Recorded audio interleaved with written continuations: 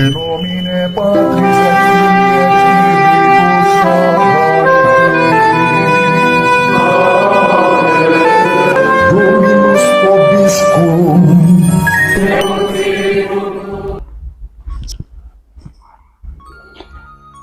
Sahabat peradaban kasih ekologis yang terkasih, selamat berjumpa dalam renungan harian bersama saya, Romo Alois Budi Purnomo PR, melalui channel ini. Semoga panjenengan selalu sehat, tetap semangat tanpa sambat, dan selalu bahagia. Kebahagiaan yang bersumber dari Tuhan Allah kita. Mari kita awali perjumpaan kita dengan bersatu di dalam doa. Allah Bapa yang Maha Pengasih dan Penyayang, kami bersyukur karena Engkau senantiasa melindungi kami dari segala mara bahaya. Semoga Roh-Mu membuka hati kami, agar kami semakin mengimani Engkau yang hadir dan tinggal di tengah-tengah kami dalam diri Yesus Kristus Putra-Mu. Sebab Dialah yang hidup dan berkuasa bersama Dikau dalam persatuan Roh Kudus, Allah yang Maha Esa sepanjang segala masa. Amin. Sahabat peradaban kasih ekologis yang terkasih, mari kita baca Injil Markus bab 5 ayat 1 sampai 20. Sekali peristiwa sampailah Yesus dan murid-muridnya di seberang danau Galilea di daerah orang Gerasa. Baru saja Yesus turun dari perahu. Datanglah kepadanya seorang yang kerasukan roh jahat dari pekuburan. Orang itu diam di sana dan tidak ada lagi yang sanggup mengikatnya dengan rantai sekalipun. Sudah sering ia dibelenggu dan dirantai, tetapi rantai itu diputuskannya dan belenggu itu dimusnahkannya, sehingga tidak ada seorang pun yang cukup kuat untuk menjinakkannya. Siang malam ia berkeliaran di pekuburan dan di bukit-bukit sambil berteriak-teriak dan memukuli diri dengan batu. Ketika melihat Yesus dari jauh, berlarilah ia mendapatkannya. Ia lalu menyembahnya, dan dengan keras ia berteriak, "Apa urusanmu dengan aku, hei Yesus, Anak Allah yang Maha Tinggi? Demi Allah, jangan siksa aku."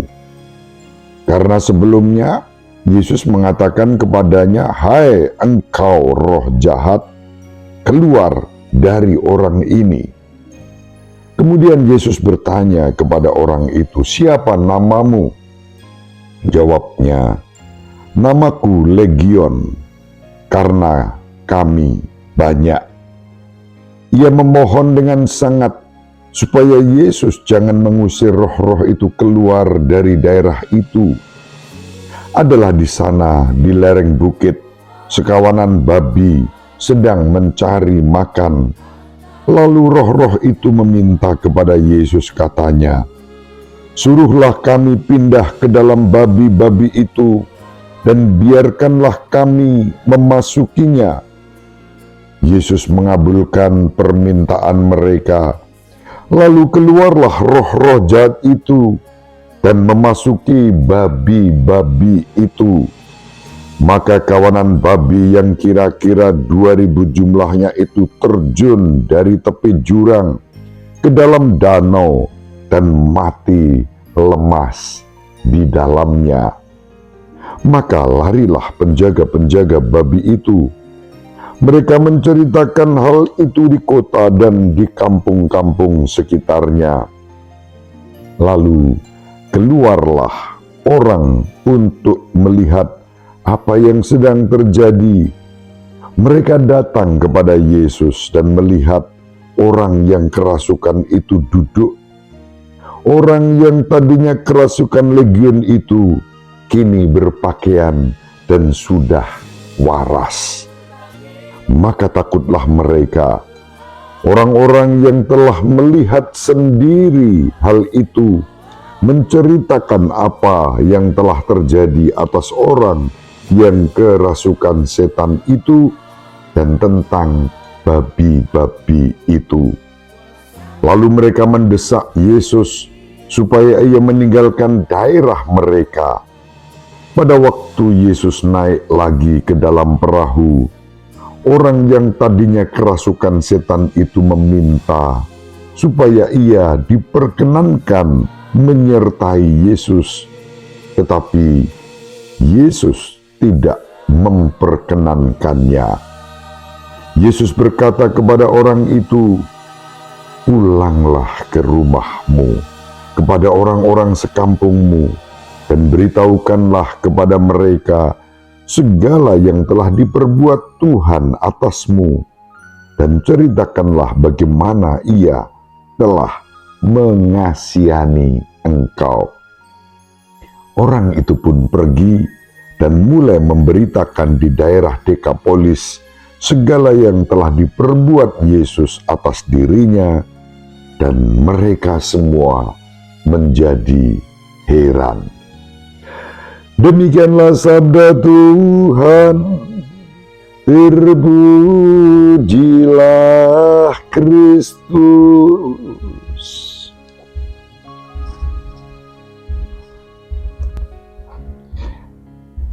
Sahabat peradaban kasih ekologis yang terkasih, kembali kita membaca satu kisah yang sangat dramatis saat Yesus mengusir roh jahat. Kisah yang baru saja kita baca sedemikian dramatis. Mengapa? Karena satu orang dirasuki oleh legiun, yang berarti setidaknya 2000 pasukan jahat. Kekuatan roh jahat dalam jumlah kuantitatif 2000 itu masuk ke dalam diri satu orang. Dan digambarkan dalam Injil, tak ada satupun yang bisa menguasai orang yang kerasukan ribuan roh jahat itu dalam dirinya. Setiap rantai, tali, belenggu diretas dan dimusnahkan oleh kuasa roh jahat itu. Namun dalam kuasa Yesus, ribuan roh jahat itu takluk. Mereka dikeluarkan dari diri orang itu oleh daya kuasa Yesus. Yang menarik memang ada dialog antara roh jahat itu yang diberi nama legiun karena jumlahnya banyak, yang kemudian masuk ke dalam 2000 ekor babi yang lalu terjun ke danau, mati lemas.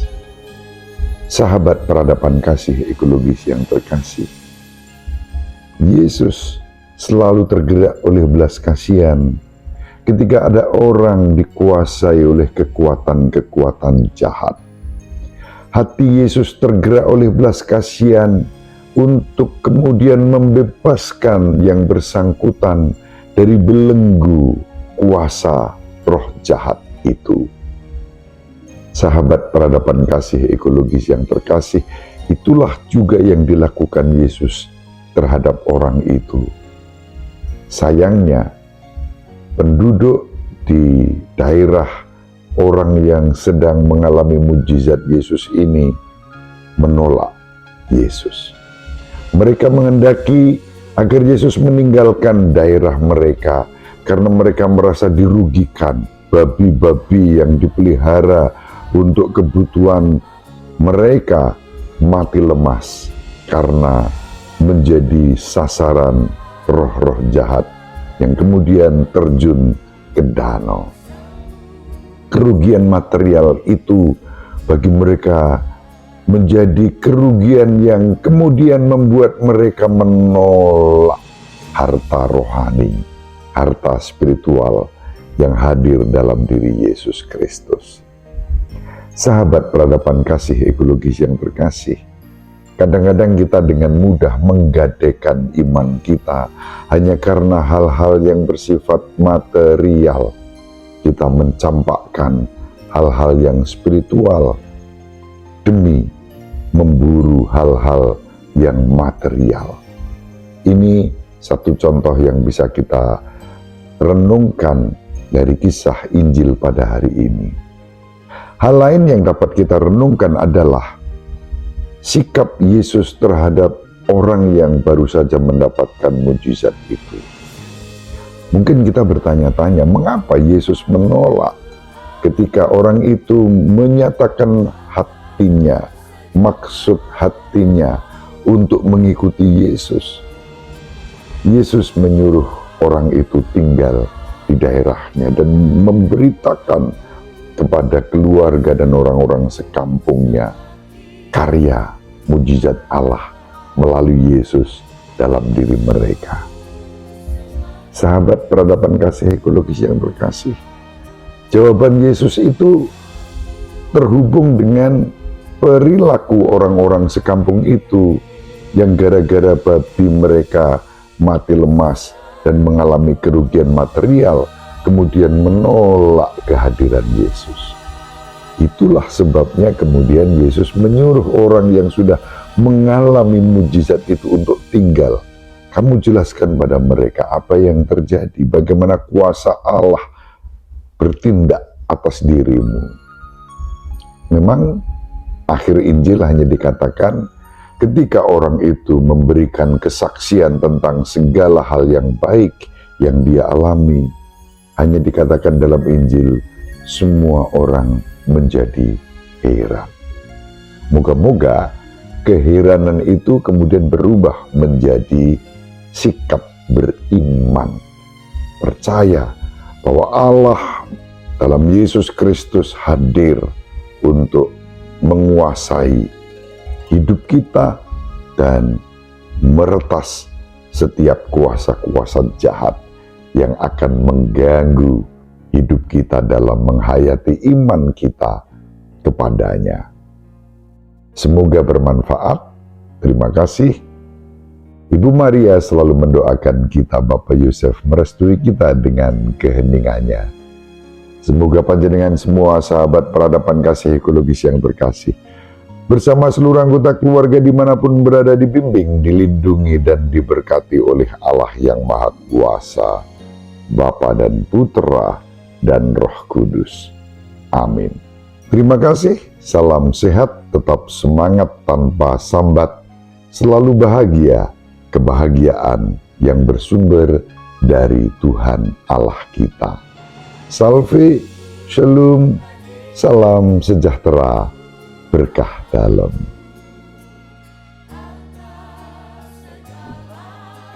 Sahabat peradaban kasih yang terkasih, sampai jumpa pada episode berikutnya. Terima kasih atas kebersamaan kita. Salam peradaban kasih ekologis, berkah dalam.